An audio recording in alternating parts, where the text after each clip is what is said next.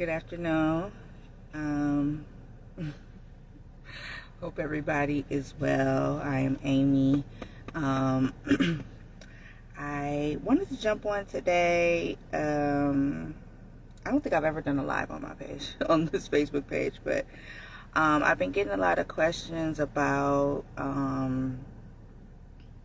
the Deaf Cafe, and also before the Deaf Cafe, a lot of questions about a death doula, the work that I do. I am a hospice massage therapist, a death doula, a Reiki master, many things that are listed on my page.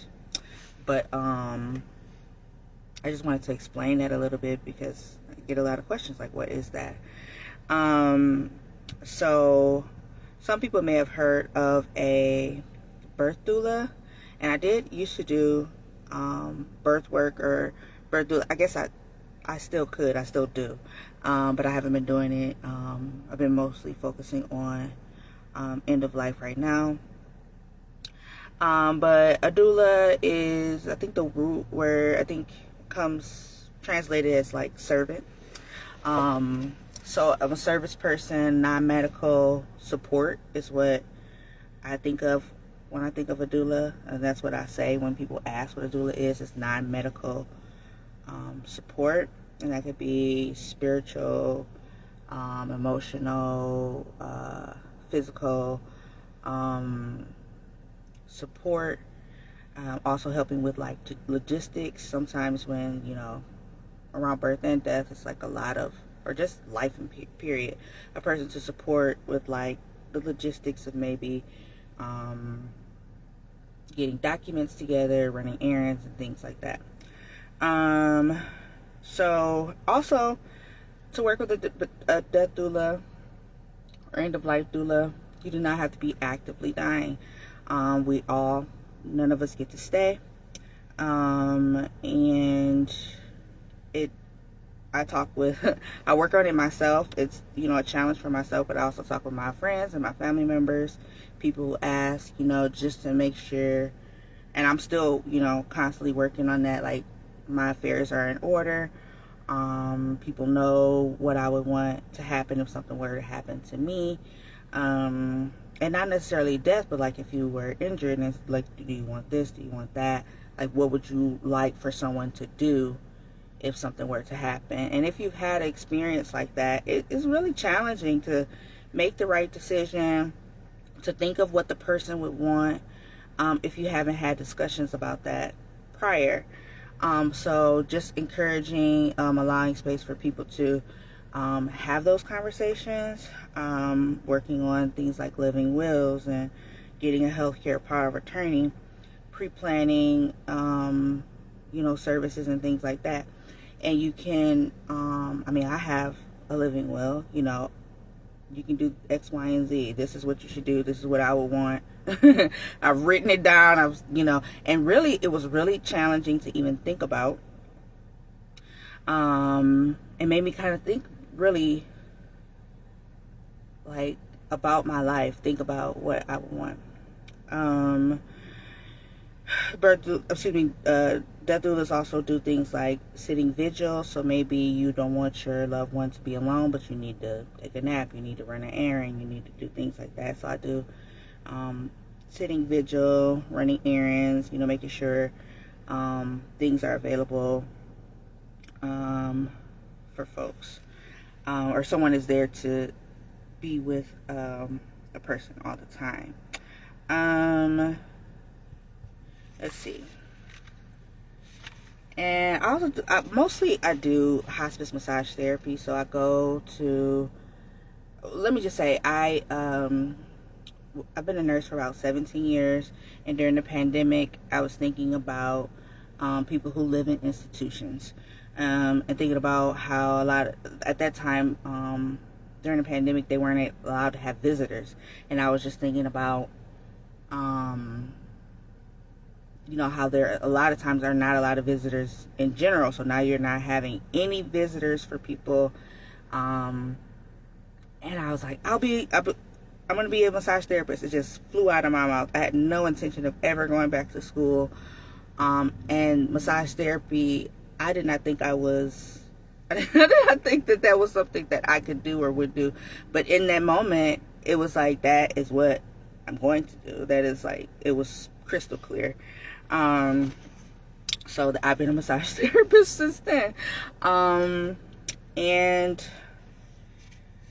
let's see, also the Death Cafe. So a Death Cafe, I looked it up online, like what the person who founded it, like what their objective is. And the objective is just to increase awareness around death with a view to helping people make the most of their lives. So just being able to discuss, like, I think some people get like sad or scared about talking about death. If I talk about it, then it'll happen. Everyone will die. It is a fact. And it's okay to talk about it, you know, so it's just a safe place to just discuss. And sometimes, you know, there's not a safe place to grieve, you know, like to be sad. There isn't a lot of space left, you know, room made in this culture for people to be sad, to be grieved, to talk about people who have died, you know. So just allowing a safe place for that. It is a discussion group. It's not a support group or therapy. That's just, you know, that's just not what we're doing there. We're just talking. And you know, the freedom to come and talk. It's not really a lot of cross talking, so it's not like, it's like sharing, kind of like you're allowed to just say. We might have a prompt or something, maybe, or somebody might say something that, you know, gets people to say a similar thing, but it's not like talking over people or like really such a robust conversation like that. There is no cost. So if someone wants to do a Death Cafe, it's not a charge. You know, it should not be for profit. It shouldn't be an agenda or trying to like get people to your business or something like that. It's just support for the community. And what you share is confidential and private. Grief can be very private, and that's, I think, a lot of times why people don't want to share. So we do set guidelines before each meeting to talk about you know, what you can say, and making sure that everybody understands that it's confidential and private. There are no photos. I know you may have seen a photo of a group of ours. We always ask permission about photos. That you can't like freely take photos because some people don't want to be seen or don't want to be shared. So there are no photos or videos. At the end, we'll ask, you know, if you want to be photographed, you know, if we decide to take a picture, but you do not have to be, and it's fully welcome. You're not, you know, it's fine if you don't want to take a photo or be a part of the photo. It's not a leader. So me and Sacred are, you know, hosting the event, but we are not the leaders. It's a community event, community support. And then there's cake. You know, there's something sweet to eat. Drinks and things are provided for everyone. And so it's just, you know, a place you might be looking for, a safe place to release, to say what's on your mind about loss. And it doesn't have to be death exactly, but just like any type of grief that you're having, to be able to share. So that is a death doula. That is a Death Cafe. I am working towards doing some workshops around some creative expression, some poetry groups, some art group workshops around grief. So I'm working on that. And yeah, so I just wanted to share. Got, you know, a lot of questions about what is a death doula, what is a Death Cafe.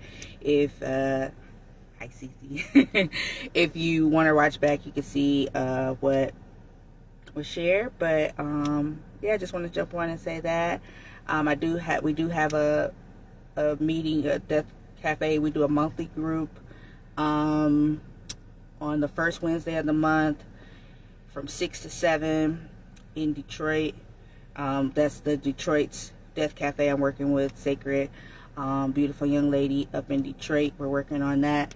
But some of the workshops I'm going to be working on are going to be here locally in Toledo, and I'll share that and make sure people who have asked about it directly that they get the information. But yeah, I just want to jump on and say that, and I hope you all have a great day. Talk to you later.